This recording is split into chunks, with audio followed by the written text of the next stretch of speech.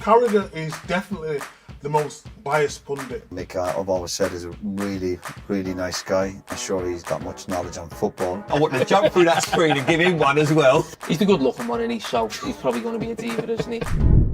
What makes a good pundit in your eyes? Ooh, a good pundit.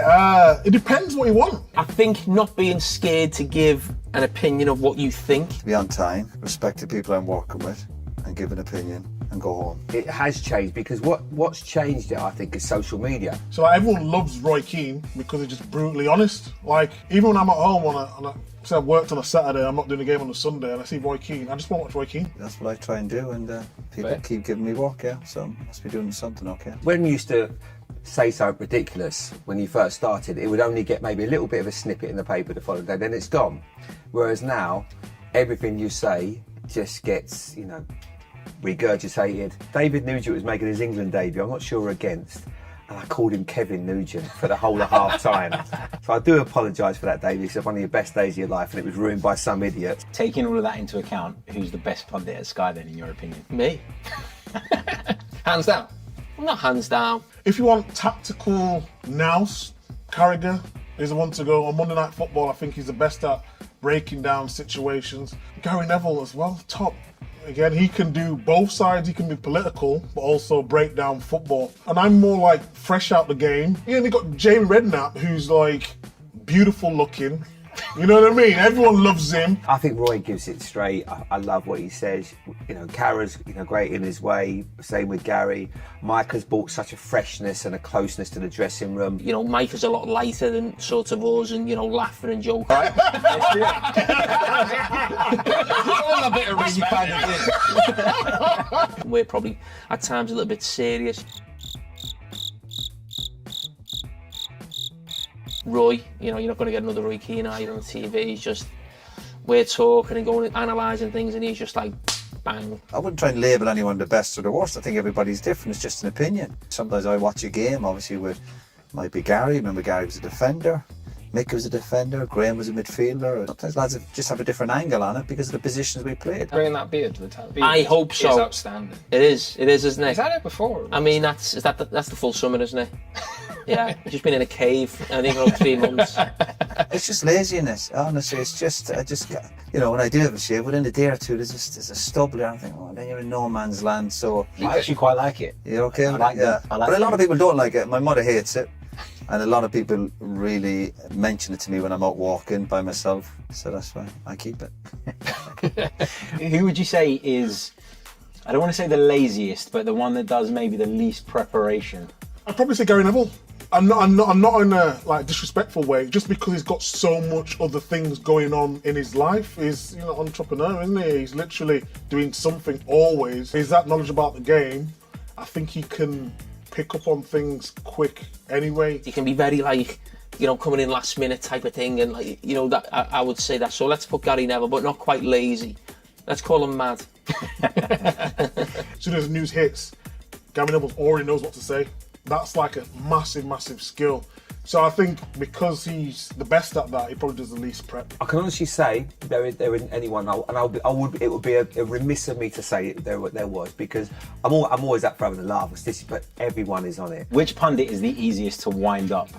Gary Neville. You like it though, don't you? You like what pushing his buttons? Oh yeah. It's a big part of why I'm here. I think Roy and I have had a couple of little rumbles, haven't we? The day when we had the thing about Tottenham, it's really hard to have an argument across a camera because you're trying your best to stick up for yourself, and I want to keep going. And then Dave Jones said to me, "Take a breath." I was like, "Oh yeah, take a breath." Like I was ready to. I wanted to jump through that screen and give him one as well.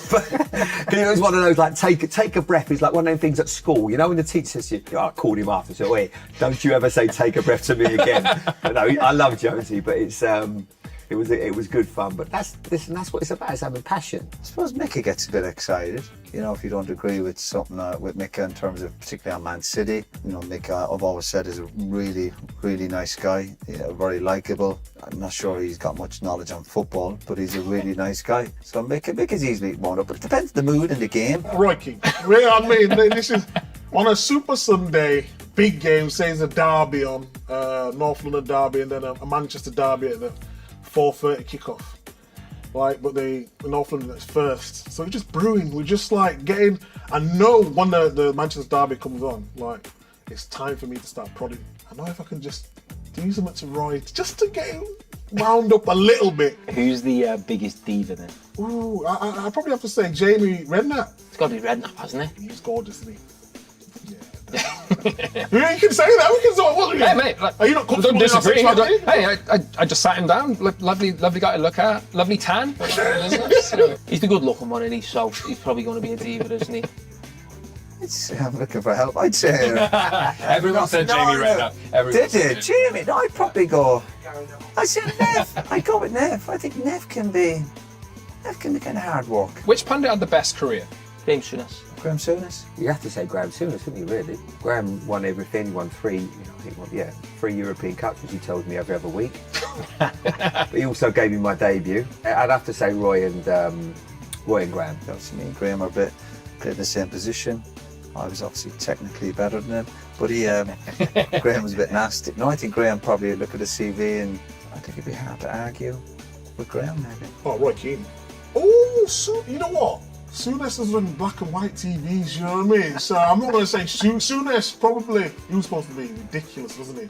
But the one that I saw was obviously Roy Keane, definitely. He was just got that statue. You see him walking around here, he's just like, big beard, he just doesn't care, does he? Micah said. He's never seen Graham Souness. He said Roy Keane, and then he remembered Souness, and then mentioned like he only saw him in black and white or something like that. A bit harsh, isn't it? Early 80s. Which pundit's the most biased towards their team? Oh, Jamie Carragher without fail. I'd say Micah by a long way. Honestly, you got asking a question earlier on about Man City, he diverts it to Liverpool every single time. We were talking about Haaland, but Nunes, we're not talking about Nunes. Micah never says anything critical about Man City, ever. To be fair to both of us, it's hard to say anything critical about our own teams right now because they're so good. Carragher is definitely the most biased pundit, but 95% of the time you can back him.